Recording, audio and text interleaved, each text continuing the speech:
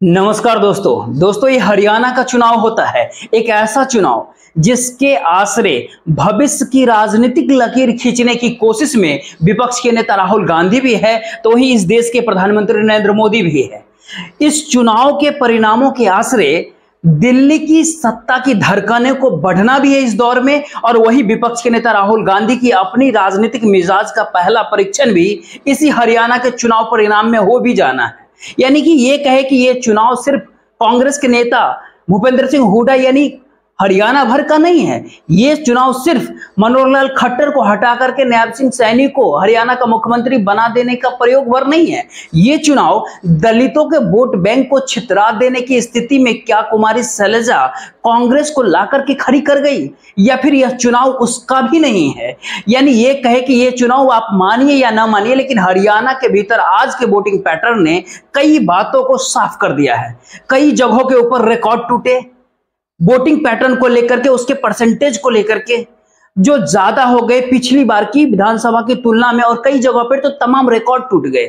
लेकिन कुछ जगहों पर आज ऐसा भी हुआ कि रिकॉर्ड सबसे कम वोटिंग का भी हो गया, और दिल्ली से सटे गुरुग्राम का इलाका होता है और फरीदाबाद के भीतर ये खुल करके सबके सामने नजर भी आ गया। यह भी सवाल इस दौर में उठा कि भारतीय जनता पार्टी से निराशा भारतीय जनता पार्टी के लोगों की ही है। वो घर से निकले नहीं वोट डालने उन इलाकों में जहां पर वोट परसेंटेज कम पड़े, लेकिन सवाल है कि उन इलाकों के भीतर बहुत सारे निकले, खूब निकले, जहां पर वो परिवर्तन की दिशा में हरियाणा को अलग तरीके से देखना चाहते थे। तो क्या पूरी की पूरी तस्वीर हरियाणा के बिल्कुल साफ है? लेकिन सवाल है कि एक दर्जन से अधिक जगहों पर जितने भी झड़पें हुई, उसके भीतर केवल कांग्रेस और भारतीय जनता पार्टी आमने सामने नहीं थे। उसके भीतर कहीं निर्दलीय आमने सामने था, तो कहीं पर आईएनएलडी और कहीं पर बीएसपी, कहीं पर जेजेपी। तो यह कहे कि तमाम पॉलिटिकल पार्टी इस दौर में हरियाणा के भीतर इस वोटिंग पैटर्न को देखते हुए मशक्कत करते हुए नजर आए।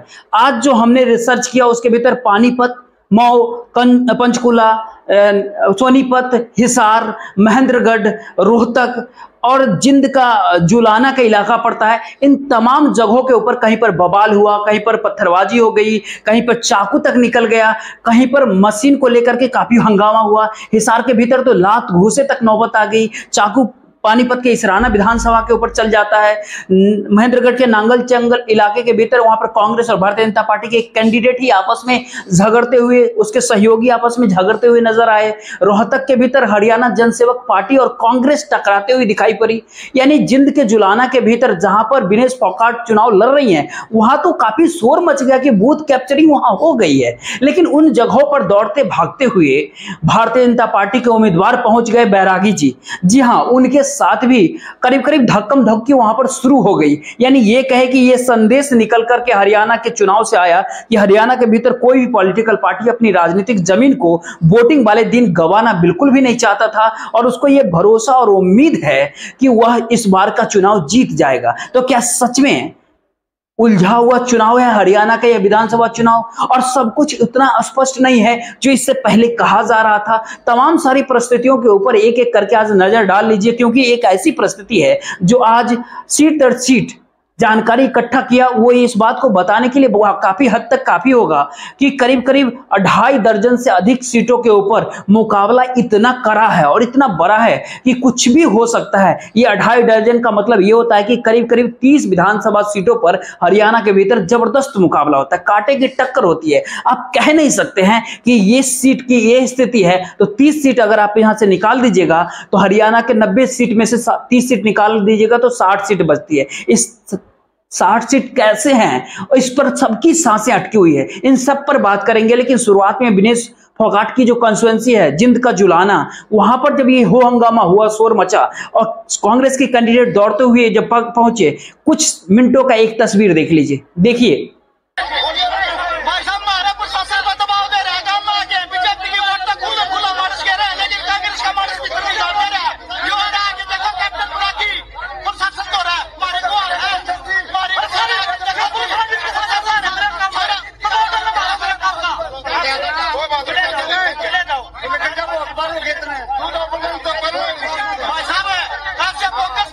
बीजेपी के करवा रहे हैं, लेकिन कांग्रेस का वोट भी नहीं पड़ने दे रहे लाइन में, अपने फंकर का गला भी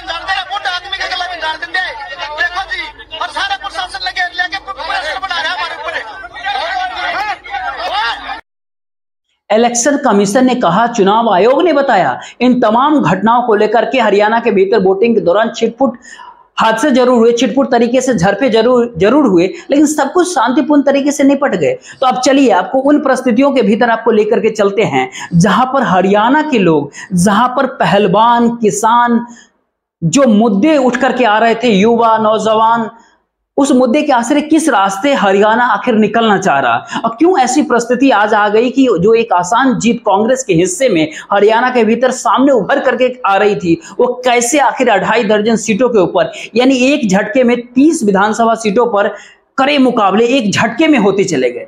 सबसे पहले सवाल ये होता है कि सच में कुमारी शैलजा का कांग्रेस के पार्टी के अंदर रूठना या फिर कांग्रेस के भीतर से जाट उम्मीदवार या फिर कहे जाट समर्थकों का जो टीका टिप्पणी किया जाना, वो तमाम सारी बात कहीं ना कहीं निचले स्तर तक पहुंच गया और इसका फायदा भारतीय जनता पार्टी को हरियाणा के इस विधानसभा चुनाव में मिल गया। बहुत दूर मत जाइए आप, 17 सुरक्षित सीट जो हरियाणा के विधानसभा की है, उस 17 विधानसभा सीटों पर पिछली बार कांग्रेस 7 सीट जीती थी।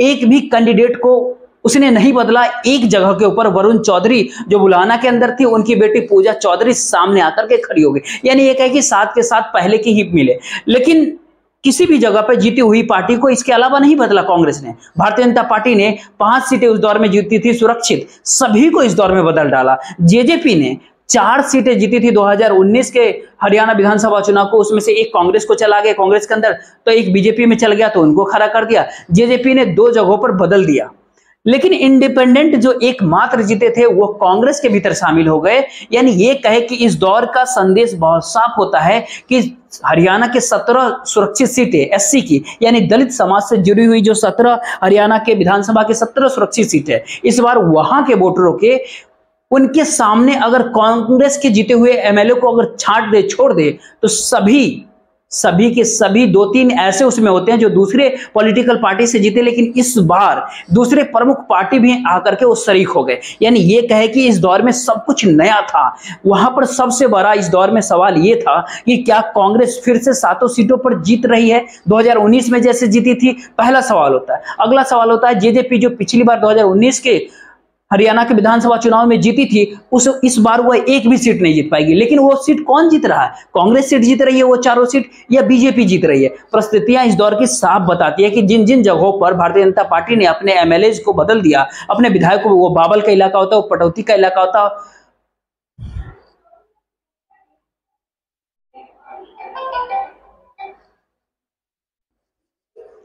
वो भवानी खेरा का इलाका होता है। इन तमाम जगहों के ऊपर भारतीय जनता पार्टी ने, और रतिया के इलाके में भारतीय जनता पार्टी ने बदल दिया, तो उसने अपनी 5 में से 3 सीटें बचा ली। अब बची वहां पर 2 सीटें, और वही दूसरी ओर कांग्रेस पार्टी के वही सारे उम्मीदवार जो कि लड़ रहे थे, लेकिन इस बार 2 उम्मीदवारों की स्थिति नाजुक होती है। यानी ये कहे कि वह यहां पर 2 कम हो रही तो वहां पर भी 2 कम हो रही है, लेकिन सवाल है कि ये हिस्से में जा रहा है जबरदस्त मुकाबले के दायरे में। यानी 30 सीट 17 सीटों में से जो सुरक्षित सीट है हरियाणा के, उसमें कांग्रेस के हिस्से में क्या सच में 7 सीट मिल पाएगी 2024 के इस हरियाणा विधानसभा चुनाव में? क्योंकि ये सवाल बहुत बड़ा है, क्योंकि 5 सीटें तो जीत रही है, 4 सीटों पर मुकाबला है, और वहीं दूसरी तरफ भारतीय जनता पार्टी 3 सीट तो खुद ही जीत रही है, लेकिन 6 सीटों के ऊपर मुकाबला होता है। ये संदेश है सुरक्षित सीटों का, 17 सुरक्षित सीट। तो आप ध्यान दीजिए कि हरियाणा के भीतर की कैसी स्थिति और क्या स्थिति होगी। यहाँ पर एक और परिस्थिति आप समझ लीजिए, इस बात का जिक्र है कि कितनी बड़ी संख्या में इंडिपेंडेंट्स चुनाव इस बार जीतेंगे हरियाणा के। इंडिपेंडेंट्स की करीब करीब संख्या आधे दर्जन से अधिक होती है। उसमें बहादुरगढ़ होता है, नरवाल होता है, हिसार का क्षेत्र होता है, भंडारी होता है, उसमें गन्नौर होता है, उसमें हो सकता है कि अंबाला कैंट के भीतर चित्र सरबरा करके हैं वो जीत जाए।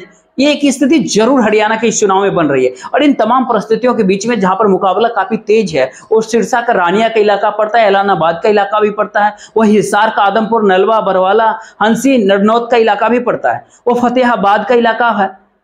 यानी ये कहे कि आप गौर कीजिए तो जहां पर संघर्ष की स्थिति है, और इस संघर्ष का मतलब ये होता है मौजूदा वक्त में कि मैक्सिमम वोटों का अंतर ये 5000 की औसत से चलती है, और उसके भीतर जाकर के चीजें अटक जाएंगी। यहीं से सवाल उठना शुरू होता है, क्या सच में संघर्ष की इन परिस्थितियों के भीतर कितनी सारी सीटों पर आगे हरियाणा के भीतर कांग्रेस मान करके चल रही है कि हम इतनी सारी सीटें जीत ही जाएंगे। आखिर पिछली बार 2019 में 30 सीटें जीते थी, 29 एमएलए को टिकट दे दिया गया, 1 सीट सीपीएम को दे दी गई। आखिर उन 29 विधायकों में से, उन 29 एमएलए में से करीब करीब 19 एमएलए तो जीत जाएंगे। 10 की स्थितियां इस दौर में काफी नाजुक है, जो कि कांग्रेस के भीतर की है। लेकिन वहीं पर भारतीय जनता पार्टी के जो एमएलए से 2019 में जीते थे, बीजेपी ने बहुत सारे एमएलए को पिछले बार की तुलना में इस बार टिकटों को काट दिया। लेकिन उन तमाम जगहों पर अपनी मौजूदगी कांग्रेस दिखा रही है। करीब करीब 11 सीटों के ऊपर वो जीतने की स्थिति में होती है 2024 के विधानसभा चुनाव के अंदर। लेकिन एक आंकड़ा तो बहुत साफ होता है कि हरियाणा के भीतर करीब करीब 30 सीटें तो, यानी 30 से 32 सीटों के ऊपर सीधे सीधे कोई भी कह सकता है कि यहां पर भारतीय जनता पार्टी को हराते हुए कांग्रेस पार्टी इस बार जीत जाएगी। यानी कि एक है कि कांग्रेस के खाते में 32 सीट आप शुरुआत में ही लिख लीजिए हरियाणा विधानसभा का।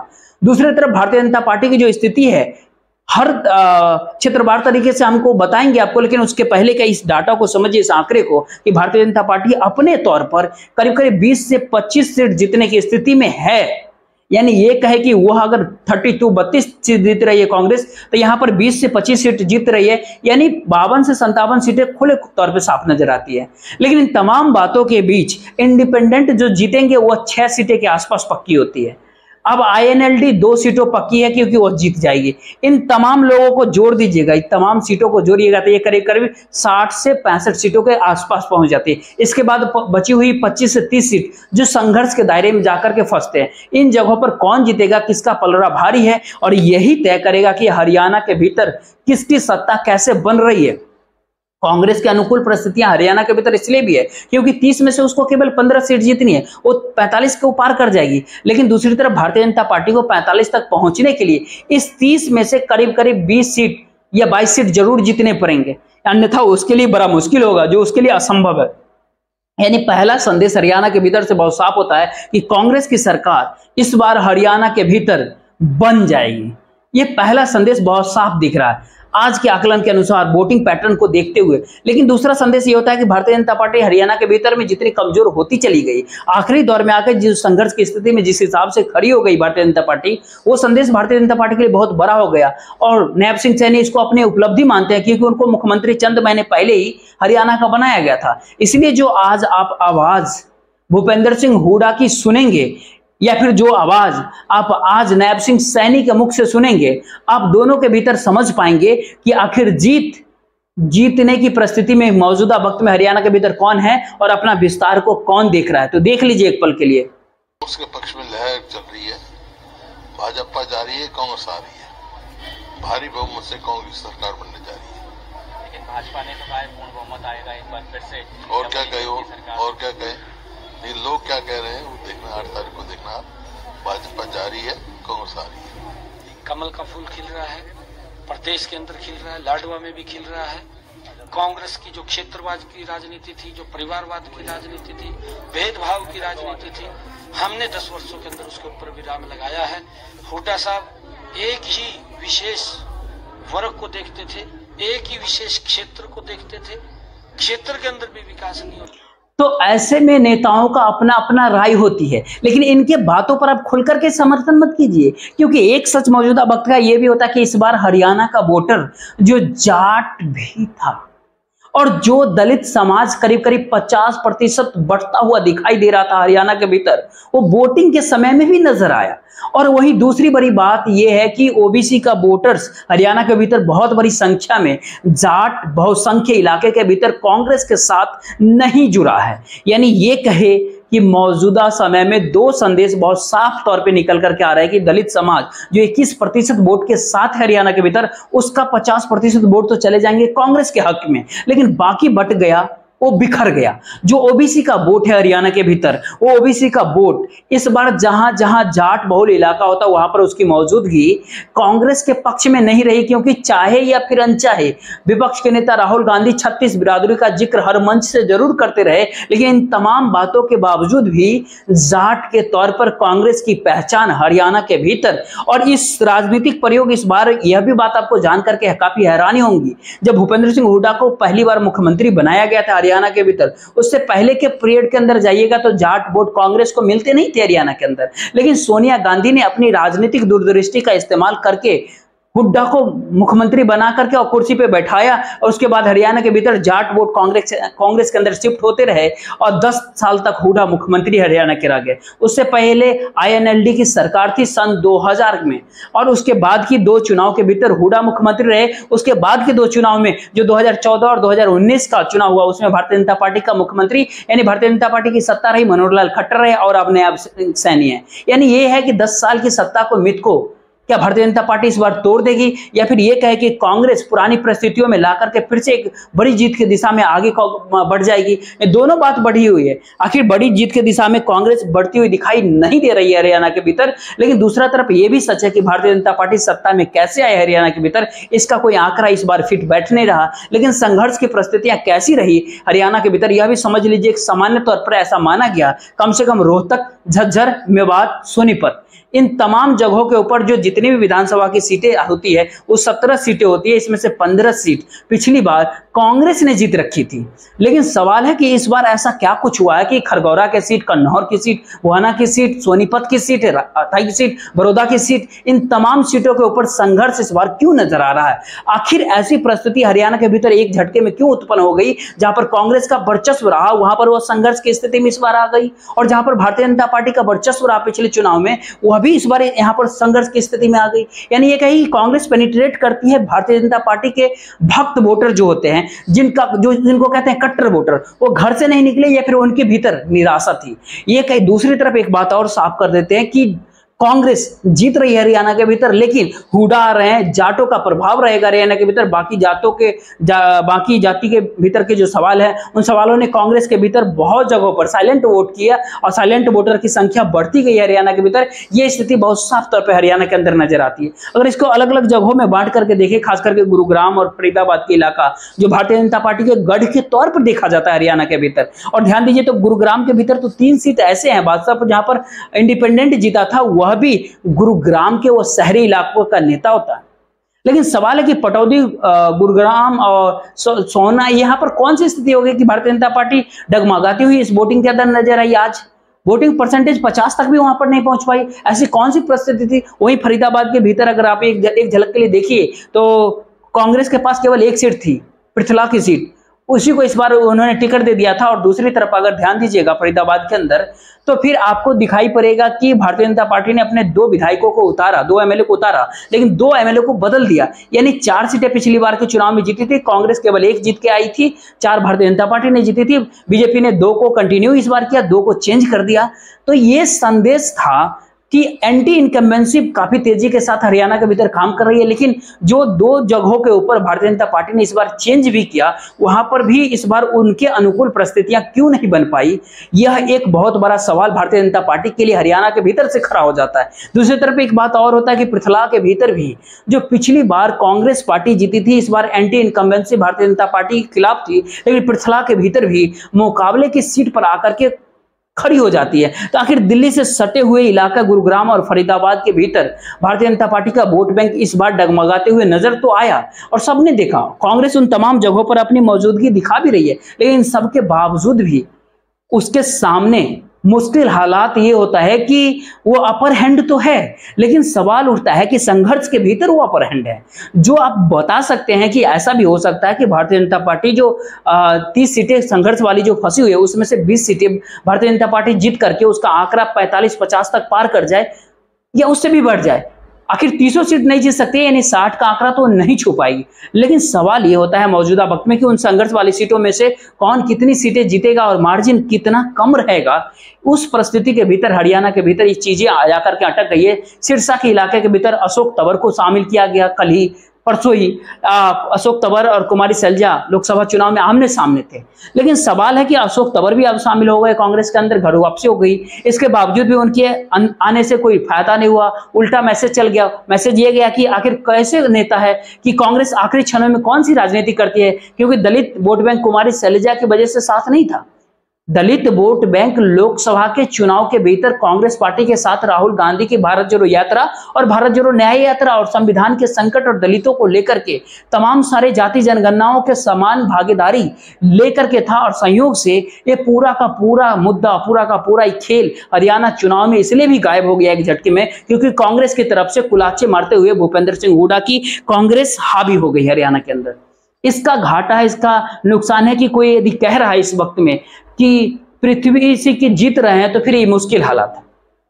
आज हमने बताया कि 30 से 32 सीटें तो पक्की होती है, वहीं दूसरी तरफ भारतीय जनता पार्टी की 20 सीटें पक्की होती है। इसके बाद मामला संघर्ष का होता है, और ये संघर्ष कौन सा गुल खिलाएगा हरियाणा के चुनाव परिणाम के अंदर, ये आपको इंतजार इसके लिए करना होगा। करेवाली, रानी सिरसा, मतलब इन तमाम जगहों के ऊपर अगर आप देखेंगे तो 2-3 सीटों पर मामला फंस जाता है, कांग्रेस के लिए फंस जाता है। हिसार के भीतर अगर झांकिएगा तो आदमपुर, उकलाना, नरनौत, हांसी, बलवारा, मतलब बिश्नोई जो थे वो छोड़ करके चले गए आदमपुर सीट से भारतीय जनता पार्टी में शामिल हो गए, तब उनके बेटों को टिकट दे दिया गया। अब वह संघर्ष में है, उस सीट पे संघर्ष में आगे बताए जाते हैं।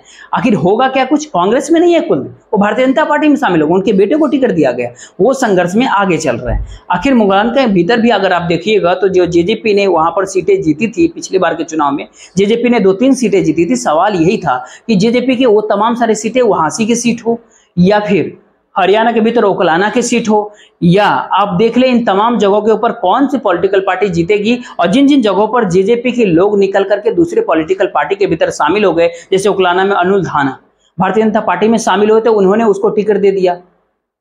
नलबा के भीतर कांग्रेस पार्टी से आए हुए रणधीर पनिहार थे, उनको टिकट थमा दिया गया, अपने एमएलए को टिकट नहीं दिया। आखिर ये संदेश मौजूदा वक्त में हरियाणा के भीतर ये बताती है कि वहां के कैंडिडेट को लेकर के वहां के वोटरों के भीतर बहुत सारे सवाल होते हैं, क्योंकि इस पार्टी में कल थे, कल उस पार्टी में चले गए, और लड़ाई होनी चाहिए थी विचारधारा को लेकर के। अगर राहुल गांधी के रास्ते कांग्रेसी को अगर देखना है तो, लेकिन सवाल है कि अगर भूपेंद्र सिंह हुड्डा के नजरिए से इस लड़ाई को हरियाणा के भीतर देखे तो कैंडिडेट टू कैंडिडेट अब मार्क कर दिया गया, ये कैंडिडेट जीत सकता है, इसीलिए उस रास्ते पर आप चल पड़िए।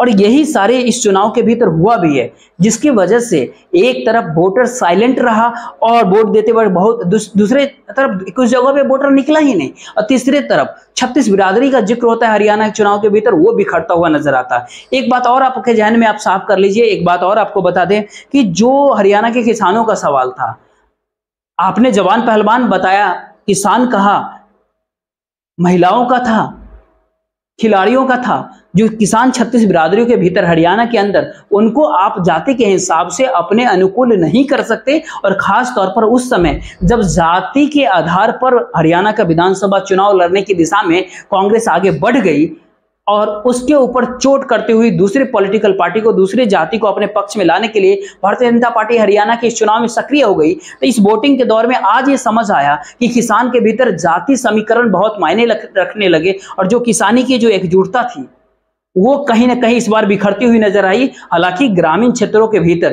किसान एकजुट कई सीटों के ऊपर, कई जगहों पर खुल करके आज नजर आए। और इसके भीतर और तमाम सारी चीजों को देखे, जैसे करनाल का इलाका होता है, नीलुखेरी, करनाल, आप यहाँ पे ये बात बता सकते हैं कि जो सोच रहा है जीत रहा, जीत जाएंगे वहां से, वो नहीं जीत रहा। इंद्री, गरुड़ा, असंध, इन जगहों पर भारतीय जनता पार्टी के लिए अनुकूल होगा, ये कह पाना भी इस दौर में मुश्किल होगा। और जहां जहां पर अमित शाह, प्रधानमंत्री नरेंद्र मोदी की रैलियां और जनसभाएं जितने भी हुए, उन तमाम जगहों के ऊपर जाति समीकरण हरियाणा के इस चुनाव में काफी तीखे हुए हैं। यानी ये कहे कि वैचारिक परिस्थितियां एक झटके में गायब हो गई, विचारधारा गायब हो गई, और ज्यादातर तरीके से जो भारतीय जनता पार्टी ने अपनी रणनीति वहां बनाई, अब वोटिंग उसके बाद वहां पर वोटिंग की नजर आई, उन तमाम जगहों पर एक बात तो बहुत साफ होती है कि जातिगत मुद्दा कांग्रेस पार्टी उठा रही है, राहुल गांधी उठा रहे हैं, और जातिगत समीकरणों के आश्रय वोट भी साधने की दिशा में भारतीय जनता पार्टी ही आगे बढ़ रही है। आखिर ये काफी उलझन हरियाणा के इस वोटिंग पैटर्न के दौर में खुल करके आज नजर आ गई। अब यहाँ पर पानीपत के भीतर अगर आप झांक करके देखें तो पानीपत ग्रामीण, पानीपत शहरी, या इजराना, या फिर एक और एरिया होता है, वहां पर आप ये बात बता ही नहीं सकते कि भारतीय जनता पार्टी जीत रही है। वहां पर एक बात और साफ कर देते कि एक बात और आपको बता दें, जो खास करके जीटी रोड के जो 6 जिले होते हैं, कुरुक्षेत्र, करनाल, पानीपत, पंचकुला, अंबाला, यमुनानगर, इन 6 जिलों के भीतर के जितने भी 23 सीटें शामिल होते हैं, इस 23 सीटों पर वर्चस्व भारतीय जनता पार्टी का बरकरार रहता है। यानी यहां पर आप ये बात नहीं कह सकते कि भारतीय जनता पार्टी का वर्चस्व इस बार टूट गया। पिछली बार 12 सीटें जीती थी भारतीय जनता पार्टी, इन 23 में से 23 सीटों में 12 जीती थी। इस बार भी कमोबेश उसकी यही स्थिति रहेगी। यहाँ पर 12 के करीब फिर से भारतीय जनता पार्टी सीट जीत जाएगी, जो खास तौर पर इसके बाद अहिरवाल की सीट, जहां पर जो किसान पहलवान आंदोलन का असर नहीं, ओबीसी का दबदबा है, उन 3 जिलों के भीतर 11 सीटें विधानसभा की आती है। वहां पर भी भारतीय जनता पार्टी अपनी मौजूदगी कम से कम आधे सीटों पर दिखा दी, यानी 5 से ज्यादा सीटों पर दिखा दी। बांगर बेल्ट के भीतर जो 2 जिले शामिल होते हैं, वहां पर 9 विधानसभा की सीटें होती है। छोटूराम का इलाका होता है, वहां पर बीरेंद्र सिंह का बेटा है, सुरजेवाला, जेपी हैं। इन तमाम जगहों के ऊपर कांग्रेस पार्टी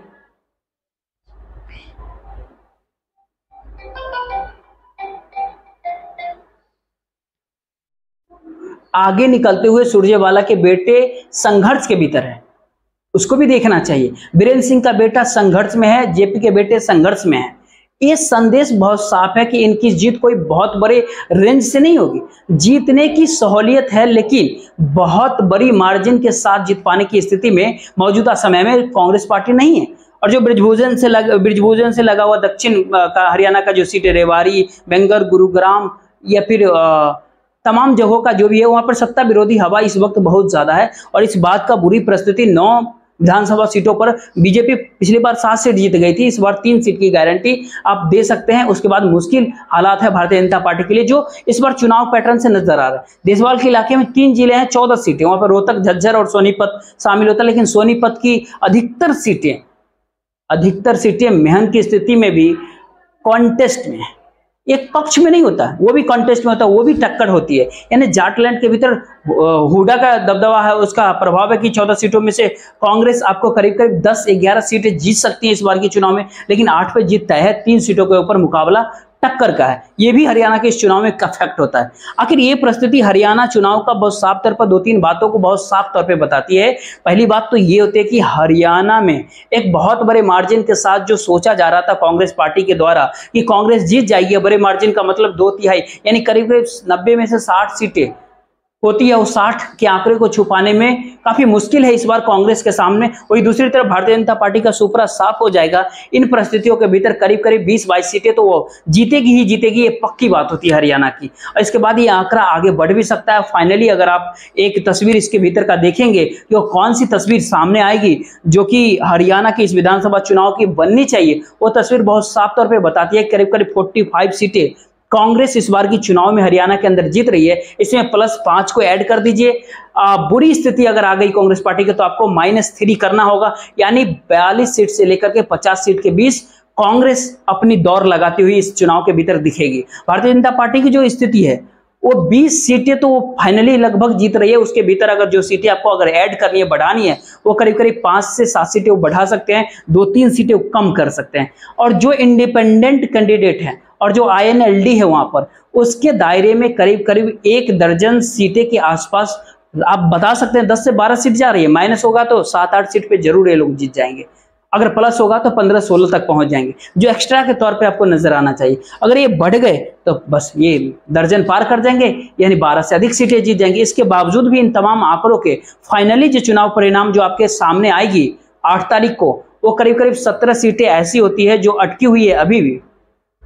और देखते रहिए, ये काफी मुश्किल सवाल होता है इस हरियाणा के विधानसभा चुनाव वोटिंग, जो आज का वोटिंग हुआ है, आज जो मतगणना वाले दिन जो आखिरी क्षणों तक जो चीज वहां देखे गए, कितने संघर्ष के साथ, कितने नारों के साथ क्या कुछ हरियाणा के भीतर चलता चला गया। बस इंतजार कीजिए 8 अक्टूबर का, उस दिन हरियाणा का विधानसभा चुनाव साफ कर देगा कि किसकी सरकार हरियाणा के भीतर। जय हिंद, जय भारत।